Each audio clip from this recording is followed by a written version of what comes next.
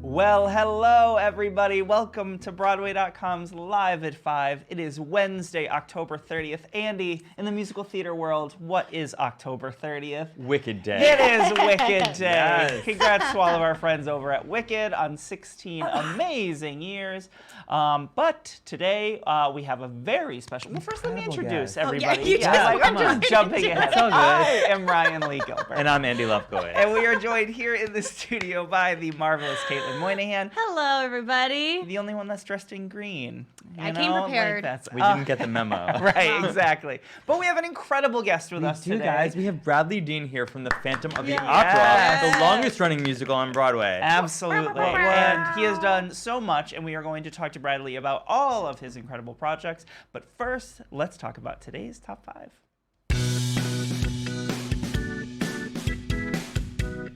And we are celebrating because this long-rumored casting has officially been confirmed. It's happening, guys. Yes. The Tick, Tick, Boom movie is going to star Andrew Garfield. Yeah, so which we'd is very heard, exciting. It's really Yeah. exciting. So Yeah. we'd heard this rumored back in June. Right. He's going to take on the lead role of John, which is, of course, based on Jonathan Larson, who wrote Tick, Tick, Boom, which first appeared off-Broadway in 2001, starring Rola Esparza. Yeah, And then an absolutely. Encore's production starred Lin-Manuel Miranda, who's going to be directing this film for Netflix. That's so exciting. Yeah, super exciting. Do we know if Andrew Garfield is a good singer? Are we? You know what? I don't know, but We're I would gonna find assume so. but he must if he got be, this role. right? Yeah, So, absolutely. I mean, I imagine he's going to be Yeah, amazing. I'm sure he's working on those chops. Yeah. Absolutely. Yeah. This will be amazing. Stephen Levinson, who won a Tony for writing the book of Dear Evan Hansen, is Yes. crafting this screenplay of Tick, Tick, Boom. So I'm so excited about it. I can't wait to hear more. Yeah.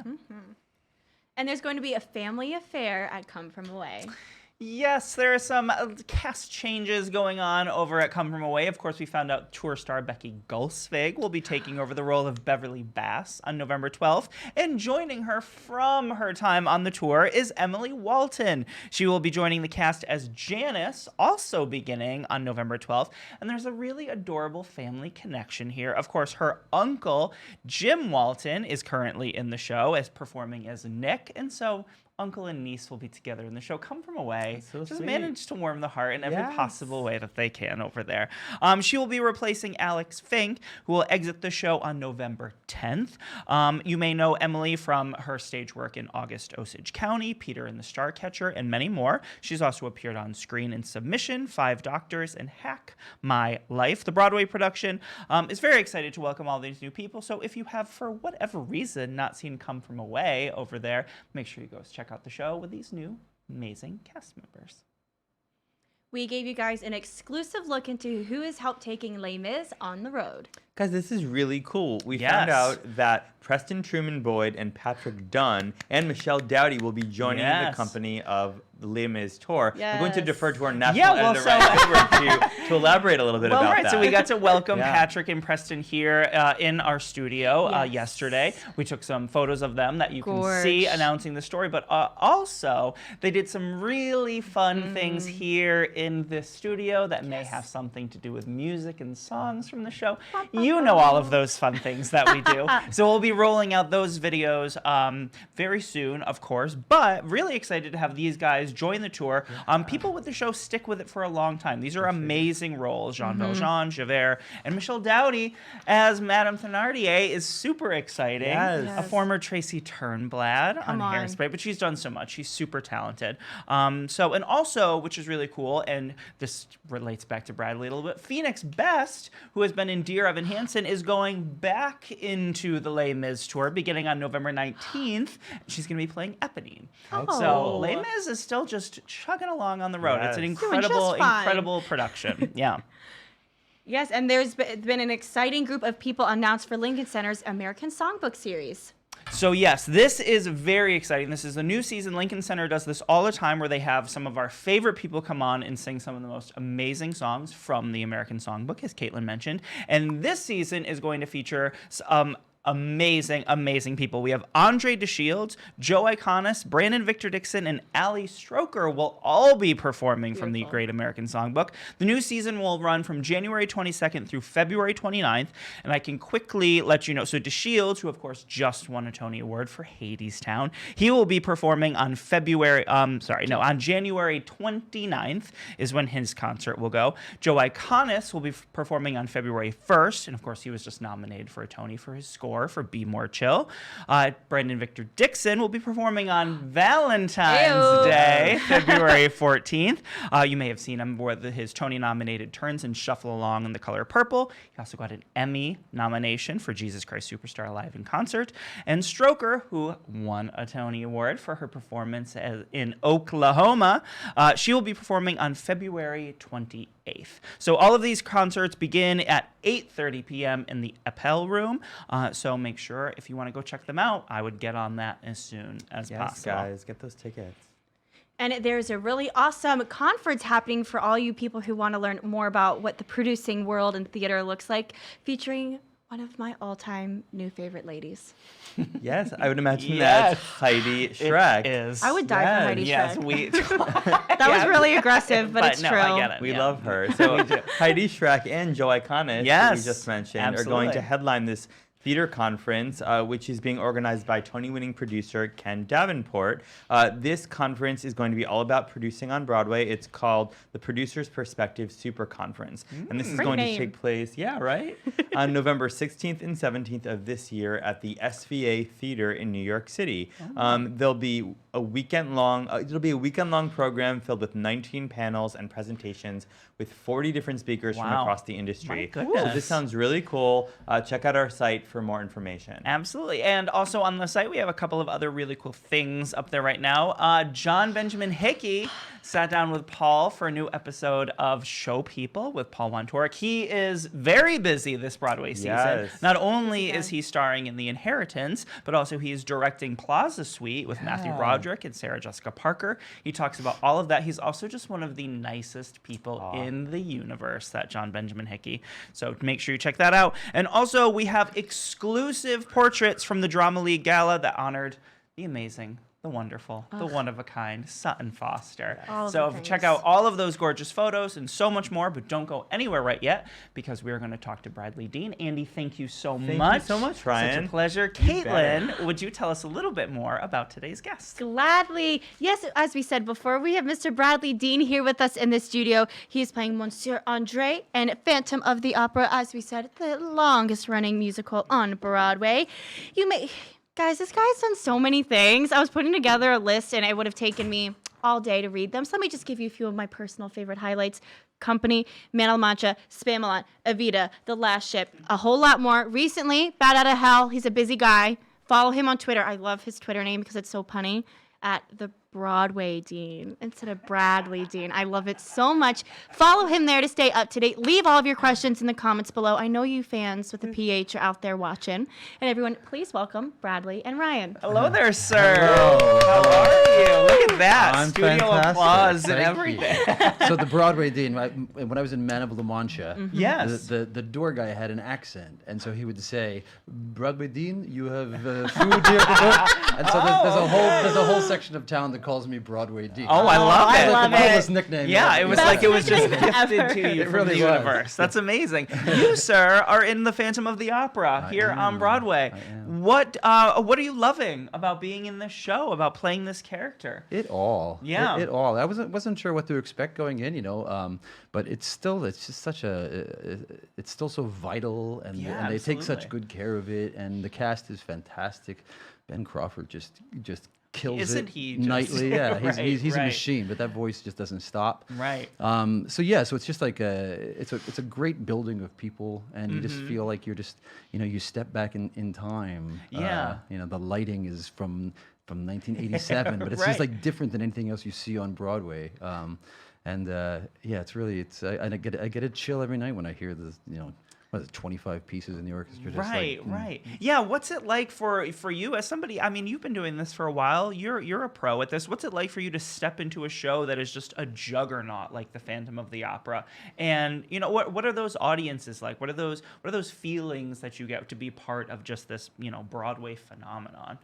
Yeah, I mean, it's you just try to live up to the author's intent. You try to and to Hal Prince's original vision, which I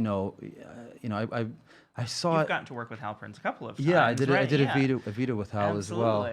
But the pictures he paints are so beautiful and so layered, and so I just it feels awesome. Like to be in something that you know is not going anywhere. And right. To like. What's your favorite part about singing Andrew Lloyd Webber's score? What do you love? Because you're a songwriter yourself, a composer yourself. Yeah. What do you enjoy most about his music, his songs? That's a good question. I mean, he finds a hook like nobody's business. You know, I think I've done Evita like literally 9 times. Right. There's always that like just super fun hook like. Dear Andre, what a charming gala! You know, it's just such a groove. Yeah, absolutely. And so he always finds that. So it's just like it's like your favorite pair of jeans you put on every time. It's just this. He's awesome. Right. Yeah, as you mentioned, so you grew up in Pottsville, Pennsylvania. Is that right? That's right. So did you know? Did you always know that you wanted to be involved in the arts and music and performing? I decided to be an actor when I was 15 years old. Oh wow! Okay. We're doing a one-act competition at Bucks County Playhouse. Wow! All and right. they used to have like the actors from professionals come down to critique. And at that point, I didn't know that I had any acting talent. And all these professionals were like, "You got something, kid." And I was like, "Really?" And then at the end, they gave out these awards. And I was sitting in this theater, and I remember thinking, if I win this award for Best Actor, I'm going to be an actor. And they called my name, and I stopped studying. So you made like that promise to yourself, like if I get this, then this is the path. And I never looked back. Right, and you trained at Carnegie Mellon, That's right? right? How did you land on going there, and what did you love about that experience, your training? Yeah, there was an amazing program called the Governor's School for the Arts in Pennsylvania, which sadly no longer exists. But it was, they took people auditioned from all over the state, and they took 15 people from every art discipline, and we spent the summer at college, and fantastic teachers. And this one teacher there said, "You need to go to Carnegie Mellon." Wow. And so that was the first I'd heard of that, but I set my sights on that, and that's where I went. And you did something like regional theater for like a decade, right? And traveled like all across the country before you made your Broadway debut in Jane Eyre. That's right. Right. Yeah. So what kind of training? Why was that training valuable to you to sort of be able to spend your time traveling the country doing regional shows before making the move to Broadway? Yeah. How did that sort of reinforce all of your? Well, I think you don't know who you are as an actor until you do it for a live audience, right? And that's how you discover who you are as an actor. And so the opportunity to play like a lot of amazing roles. Yeah. I sort of grew into my type. I looked like I was 40 when I was 12. So, so I grew into my type by like age 30, and that was when I got Jane Eyre. But I was in Europe for 3 years doing Frankenfurter and the Rocky Horror Show. Yeah, right. In 15 different countries, So I got, I wouldn't trade that time for the world. And I did, I discovered who I was as an actor during those years. Are there any roles or shows that you did back then that you would love to do again, to take on a different role in, or to just revisit one of those shows? Because you have just been all over the map in terms of roles and shows and scores and all of that. I did Secret Garden at the Gateway Playhouse when I was 24, and I would love another crack at Archie. That's such a lush, beautiful score. Love to try Frankenfurter again sometime. Did a pilot in Superstar. That's such a great role. Oh yeah, no, absolutely. You also had a busy summer. You did A Bat Out of Hell over at New York City Center. I got to interview your friend Andrew, who's starring in that show here on Live at 5. Vocal freak. No kidding. He's amazing. What did you love most about doing that show? What was that experience like for you? baby, baby, baby. If you, it was that. Bye. It was that. You know, I went into that audition, and I wasn't thinking I'm going to do this show. This is before the ill-fated tour went Right. out. Yes. And I was supposed to do King Kong, and then but then I auditioned and I sang that line, and I was like, oh my God, I gotta do this 8 times a week. There's no question. And so yeah, Bat Out of Hell was the most fun I've ever had on stage. Paradise by the Dashboard Light with Lena Hall, where I end up in just pink sparkle panties on top of a 57 Chevy, just singing High Seas.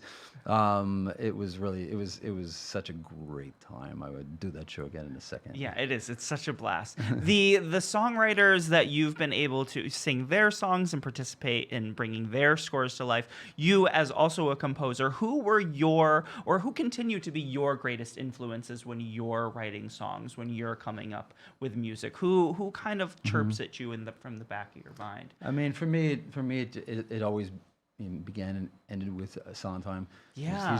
He's the reason I'm in this business, I think. Do you remember when you first discovered Sondheim? First? Yeah. It was Mandy Patinkin, turning downstage and singing Sunday.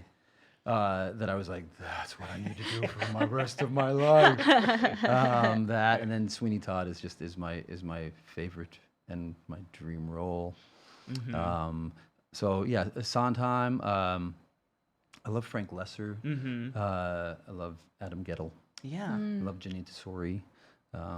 Those are like. I think I also remember listening to an interview with you where you said Barry Manilow. Barry Manilow. Right? Yeah, What? Come on. We had my mom had 2 albums growing up. One was spoken word poetry by Rod McHugh, and the other was Barry Manilow's greatest hits. Yeah. And that was an 8-track, and I wore that out, and like in a very real way learned to write music and sing from Barry. Yeah, no, absolutely. And then I got to do I did harmony with Barry. Right. This is the one back with Brian Dorsey James. Sure, a while right. ago But he's still always kind of like working on harmony, yeah, right? No, like it's always a gorgeous piece, and it still has a life. And then that one, that particular production fell apart. We didn't end up doing it, but he took us on the road with him. He took the 6 harmonists on the road with him. We did like a little 5-city tour with Barry Manilow. Wow, that's so cool. That's amazing. Yeah. Also, you are you teach. You have your own vocal studio. You are on faculty at the Tisch School of the Arts. Is that right? Yeah. What about it? What about all of that was important to you in terms of? I mean, clearly you were inspired by your teachers and people giving you the right advice. Is that why you wanted to sort of pay that back a little bit? Vocal technique is my calling. I just adore it. So much of acting is so about self-promotion and self-serving. Sure, yeah. And just to be able to like really just. And it's so contrary to why most of us got into it, because we just like to just want to give and we want to touch. All that. Yeah, right. And so the opportunity to really change someone's life and change their voice and just watch them be able to do something they didn't think they could do. That's everything for me. Right. Yeah. And I'm just a nerd. I'm just a vocal nerd. No, aren't we all? Also, a big show that you were part of, Company, is about to be back on Broadway in a sort of gender fluid and swamped revival. What do you think of this? Are you excited? I'm sure you are. I am so intrigued. I'm so interested to see how that works out. Yeah. That's what a show. Was it a blast being part of that show? Yeah. Oh, I only got to do it, I think, like maybe 8 times. But I just that score. It's so much fun to sing that score. It is. And I learned a lot actually watching Raul Esparza in that. I thought he was so brilliant in that piece. Yeah, he was just on here. He was just here last week. Yeah, talking about Seared. Right. Yeah, right.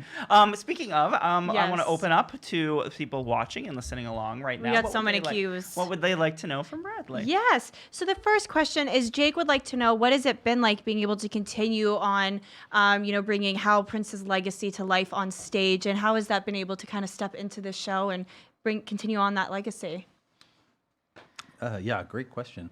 There definitely, I definitely feel a sense of importance now, and Hal approved my audition. It was amazing. Allegedly one of the last things he did. Mm-hmm. Wow.